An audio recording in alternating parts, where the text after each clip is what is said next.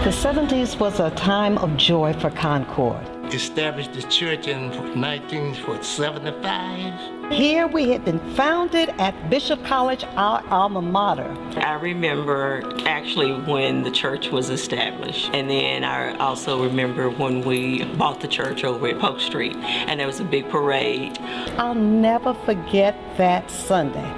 There was a motorcade that led us from Bishop College, 3837 Simpson Stewart Road, to 3410 South Polk Street. There wasn't standing room in the church. It was in 1976 that Pastor Bailey recruited 20 men. We thought we were just learning from the Bible. When we got through, he said, all right, now each one of you are going to have a group. I'm still a Bible study leader today. So the 80s was an epic era. As you know, Concord was expanding and bursting at the seams. I remember it was labeled one of the fastest growing churches in America. That seemed to be so exciting just to see God blessing the vision. So it's the 1990s, and we're looking at church growth. And the first thought that comes to mind is spending time with Dad, and we're driving going somewhere. We came up Redbird, down Boulder, into this church, and he says, I think this is going to be our next church. Yeah. God has really impressed upon me that this is where Concord is going to be. And I remember saying, but does Hillcrest know that? The old church, you can fit in here maybe 4 or 5 times. That's how much we've grown.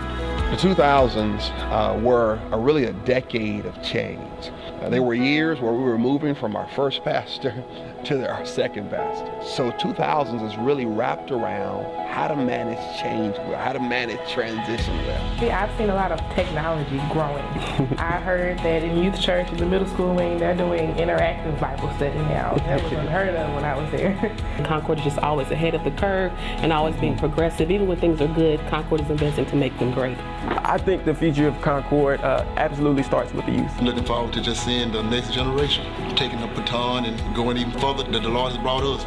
Yeah, next is all about the future. It's about us investing in our children and our youth ministries to build them first-class facilities. We dream of a church that's going to transform the city. We dream of a church that's going to be transforming communities. We dream of a church that's going to be building up strong marriages and strong families. We dream of a church that will help men and women that even in their singleness are finding their purpose and living it out with intentionality. We dream of a church that will help fight against injustice and the issues in our community in real intangible ways.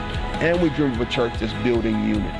That the church that God comes back for is not a black church, white church, Hispanic church, that's really working to transform this city. So we're excited about the future. We're excited about reaching people. We're excited about transforming lives, and we're excited about transforming our community.